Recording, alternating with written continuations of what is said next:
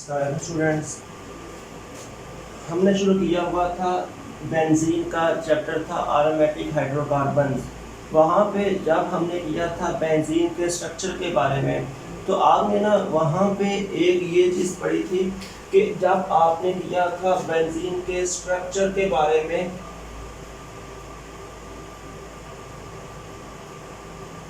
वहाँ पे आपने ये कर लिया था कि benzene produce only one mono-substituted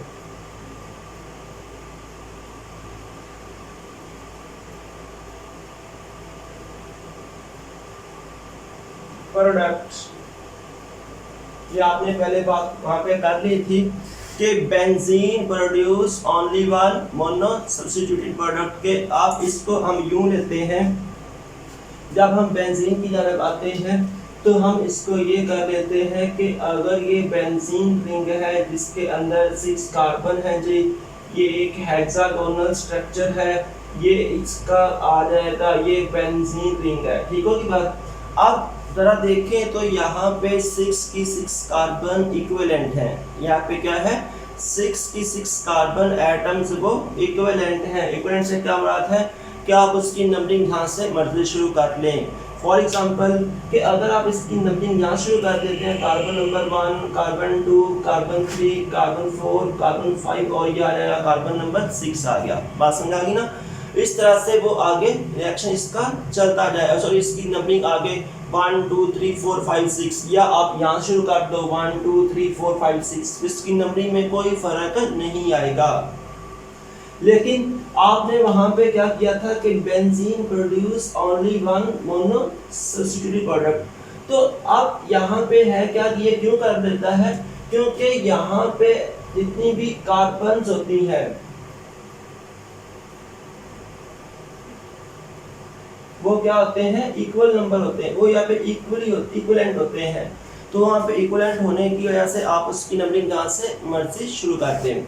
अब हुआ क्या है कि अगर आप benzene produce only one mono substituted product, तो ये जो कॉन्सेप्ट है ना, ये उस वक्त आ जाएगा कि यहाँ पे आप मतलब इसका क्या है कि आप सपोज इसके अंदर x को ऐड करते हो, x कोई भी एटम हो सकता है, आप उसको जब यहाँ पे ऐड करते हो तो होगा क्या कि इसका एक H यहाँ से निकल जाएगा और उसकी जगह पे क्या आ जाएगा, X आ जाएगा।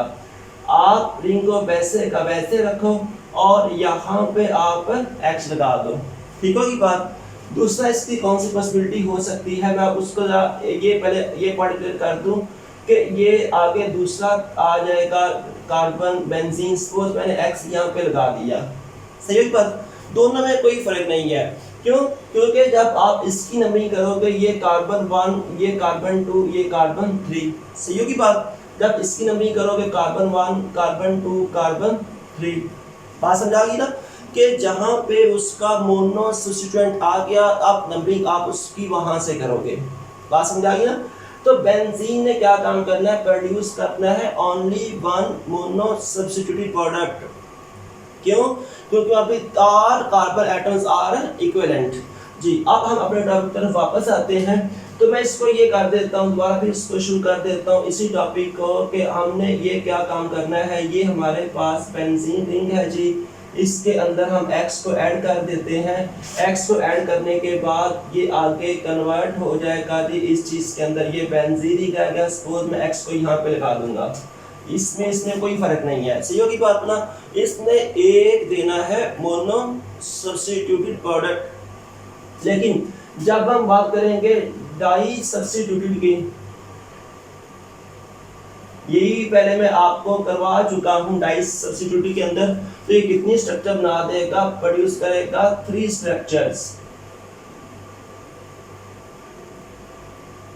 कितने स्ट्रक्चर आ जाएंगी, डाई सब्स्टिट्यूटेड के अंदर बेंजीन के कितने स्ट्रक्चर आ जाएंगे, इसके 3 आएंगे। अब कैसे आएगा, आप इसको गौर से देखें जरा कि ये वही आगे हमारे पास ये मोनो वाला है, अब इसके अंदर मोनो के अंदर आपने दूसरा ऐड करना है। सपोज आपने पहले एक्स ऐड किया, मोनो वाला था, अब आप वहाँ पर डाई ऐड करना चाहते हो, तो डाई ऐड करने के बाद हमारे पास ये 3 स्ट्रक्चर पॉसिबल हैं।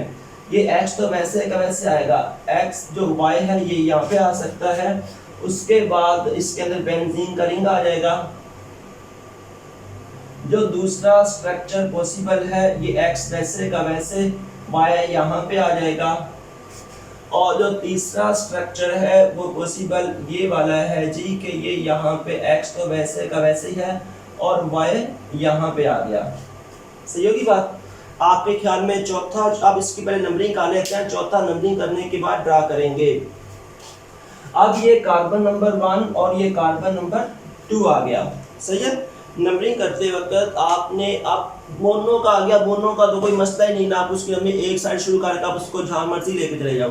लेकिन जब वहाँ पे डाई की बात आप कर रहे हैं तो डाई में क्या होगा कि मोनो वाला जो था वहाँ पे कार्बन नंबर 1 है और उसके बाद आपने अपने दूसरे सब्स्टिट्यूएंट की जानब मूव करना है। नंबरिंग आप उस जान लेके जाओगे जहाँ पे सेकंड सब्स्टिट्यूएंट क्या होगा, नज़दीक होगा। देखिए जरा, ये तो नंबर 1 2 3 4 5 6 1 2 3 4 5 6 जहाँ से आप उसको कर लो। सही होगी बात? लेकिन यहाँ पे क्या है कि आप इधर से आएंगे तो आगे सब्स्टिट्यूएंट बहुत दूर पड़ा हुआ है, इधर से वो नज़दीक है, तो आप उसकी नंबरिंग यहाँ से शुरू कर दोगे।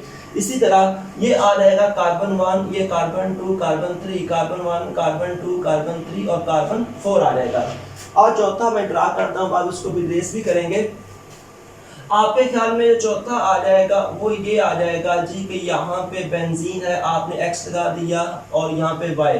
अब इसकी नंबरिंग करते वक्त नंबरिंग ये आ जाएगा 1 2 3 4 5। ये पॉसिबल है? नहीं, ये 1 2 और 3 क्योंकि वो उसके नज़दीक है, इसकी ये नंबरिंग फॉलो नहीं होगी, ये नंबरिंग इसकी क्या होगी, गलत होगी। इट मीन्स के ये वाला स्ट्रक्चर और ये वाला दोनों स्ट्रक्चर क्या होंगे, सेम होंगे। इस तरह जब आप यहाँ पे जाओगे तो ये उसके सेम हो जाएगा। बात समझ आ गई ना? आपने क्या करना है, आपने ये कहना है कि हमारे जो स्ट्रक्चर है वो पॉसिबल 3 है डाई सब्स्टिट्यूटेड के अंदर। सही होगी बात? अब आपने क्या कहा है कि इसके स्ट्रक्चर की बुनियाद पे हमारे पास जो 3 पॉसिबिलिटीज आ सकती हैं। अगर ये आ जाएगा यहाँ पे, इसके पॉसिबिलिटी आज जो सेकंड है,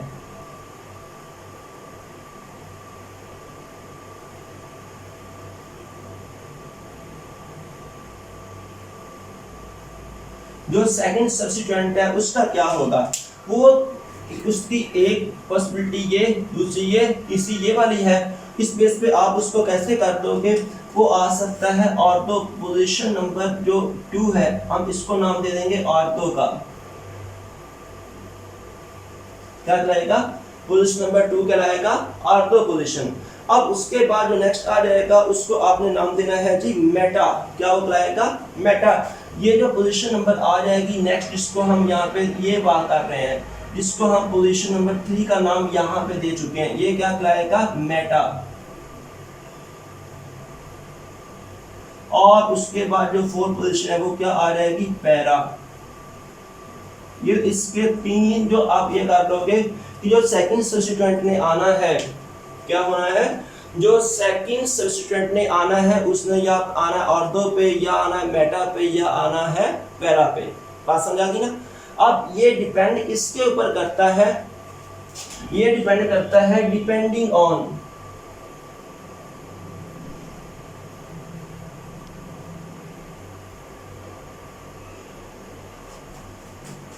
फर्स्ट सब्स्टिट्यूएंट।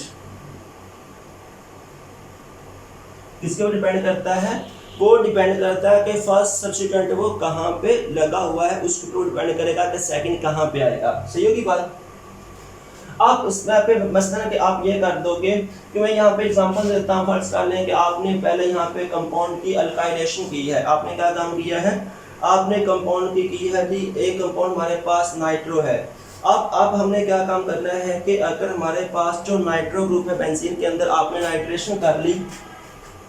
नाइट्रेशन करने पे क्या होगा, ये आपने क्या काम करना है कि ये हम एग्जांपल कर लेते हैं कि ये हमारा जो फर्स्ट सब्स्टिट्यूएंट है वो था NO2। ये कौन सा ग्रुप था? नाइट्रो ग्रुप था।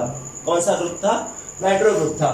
अब नाइट्रो ग्रुप जब इसका फर्स्ट सब्स्टिट्यूएंट होगा और उसके बाद जब हम यहाँ पे Cl ऐड करेंगे तो नाइट्रो ग्रुप क्या काम करेगा, उसको अटैक करवा देगा और जो क्लोरीन आएगा इसको अटैक करवा देगा पैरा के ऊपर, सॉरी मेटा के ऊपर, इसके ऊपर ले जाएगा मेटा के ऊपर।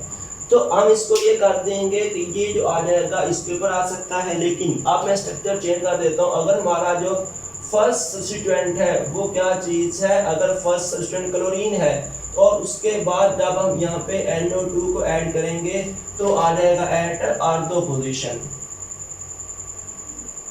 कहाँ पे आ जाएगा, एट ऑर्थो पोजीशन। कहाँ पे आ गया, एट ऑर्थो पोजीशन आ गया। मैंने यहाँ पे दो डिफरेंट एग्जांपल दी हैं कि अगर हमारा जो फर्स्ट सब्स्टिट्यूएंट है वो क्या है, नाइट्रो ग्रुप है, तो नाइट्रो ग्रुप की वजह से यहाँ पे जो क्लोरीन है वो कहाँ पे आ जाएगा, तो इसकी थर्ड पोजीशन, थर्ड कौन सी है, मेटा, तो आएगा मेटा के ऊपर, सही बात। लेकिन अगर क्लोरीन फर्स्ट सब्स्टिट्यूएंट है इस तरह के यहाँ पे है और उसके बाद आप यहाँ पे NO2 ऐड कर देते हो, NO2 मैंने डायरेक्ट लिख दिया, आप यहाँ पे नाइट्रिक एसिड को ऐड कर सकते हो H2SO4 की मौजूदगी में, तो जो सेकंड सब्स्टिट्यूएंट है अब वो आ जाएगा कहाँ पे, एट ऑर्थो पोजीशन। कहाँ पे आएगा, एट ऑर्थो पोजीशन आएगा या पैरा पे आ जाएगा। उसकी दो पॉसिबिलिटी है, वो यहाँ पे भी आ सकता है और उसके बाद वो यहाँ पे भी आ सकता है, इन दो पोजीशन के ऊपर आ सकता है। किसकी वजह से, ये Cl की वजह से, समझ आ गई ना। अब ये क्यों होता है, तो ये किस के ऊपर डिपेंड करता है, को ऑर्थो के ऊपर जाएगा या पैरा के ऊपर जाता है। तो आप इसको देखें, NO2 ने क्या काम किया, Cl को अटैक करवाया एट मेटा पोजीशन, तो इसको आप कह दो कि मेटा डायरेक्टिंग ग्रुप, क्या कहेगा, वो कहेगा मेटा डायरेक्टिंग। और अगर ऑर्थो पैरा के ऊपर आएगा कहेगा ऑर्थो पैरा डायरेक्टिव ग्रुप्स आएंगे। अब इस बेस में हमने क्या कहा कि फर्स्ट ग्रुप के ऊपर डिपेंड करता है कि सेकंड ग्रुप ने कहाँ पे आना है। उस बेस पे हमारे पास दो तरह के रिएक्शंस आ जाएंगे। नंबर एक आ जाएगा जी ऑर्थो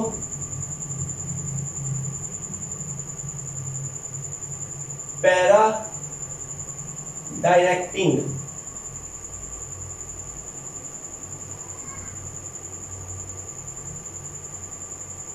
ग्रुप्स, और उसके बाद जो नंबर 2 पे आ जाएगा वो आ जाएगा मेटा डायरेक्टिंग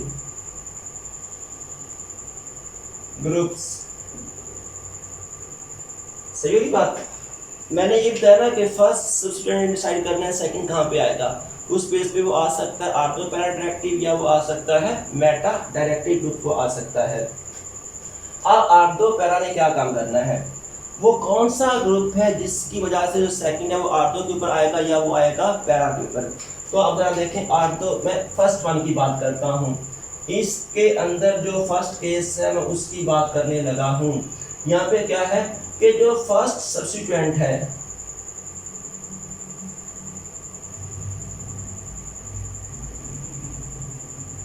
क्या है, जो यहाँ पे फर्स्ट सब्स्टिट्यूएंट, उसने क्या काम करना है, donate electron density to benzene ring, या आप अकेला इसको रिंग भी कह दोगे।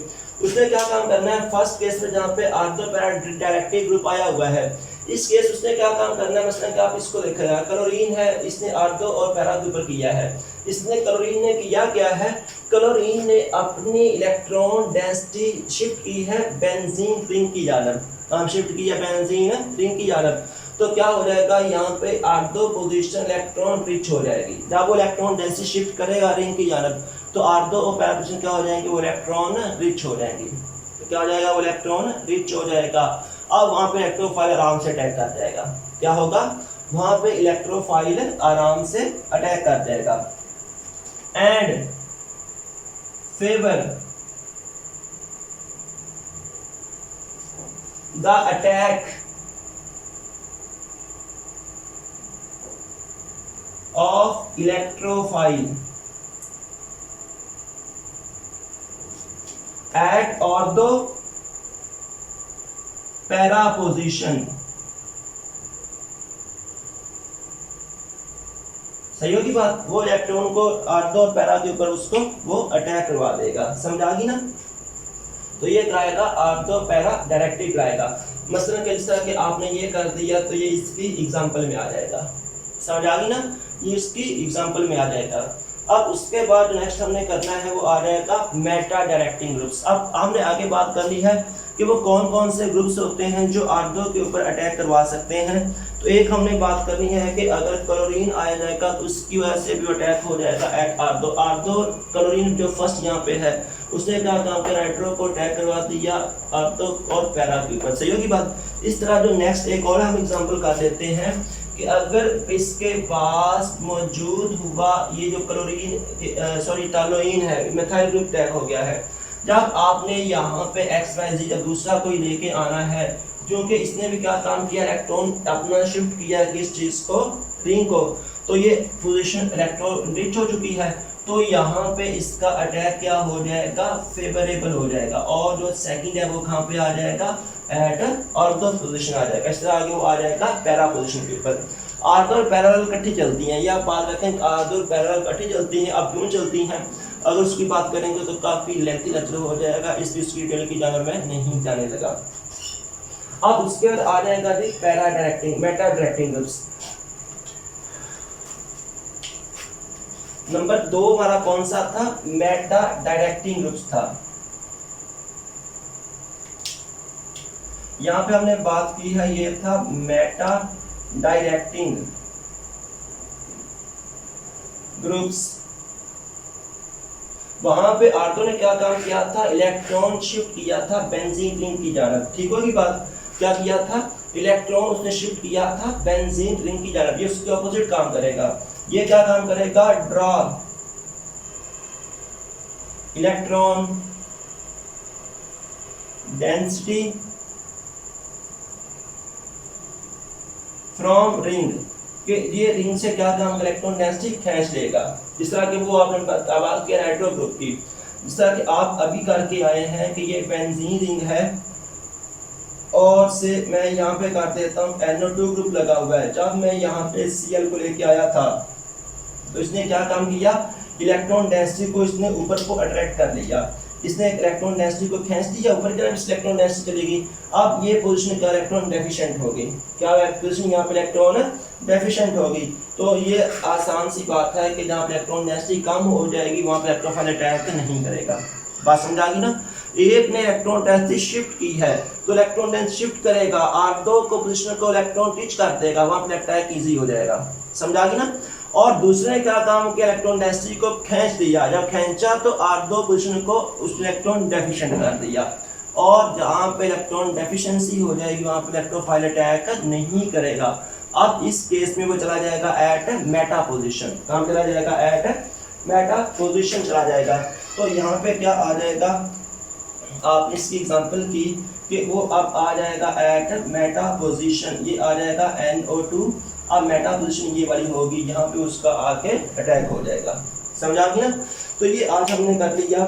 आगे इसके बाद हम कर लेते हैं कि वो कौन कौन से ग्रुप्स हैं जिसको कि ortho para directing ortho para होंगे या मेटा होंगे। तो पहले हम बात कर लेते हैं जी मेटा डायरेक्टिंग ग्रुप्स की। तो मेटा डायरेक्टिंग ग्रुप्स के अंदर अगर हमारे पास आ जाएगा कार्बोक्सिलिक ग्रुप आ जाएगा, इसकी हमने बात करनी है कि ये आ जाएगा कार्बोक्सिलिक ग्रुप। ये कौन सा होगा, ये वाला होगा मेटा डायरेक्टिंग ग्रुप्स होगा।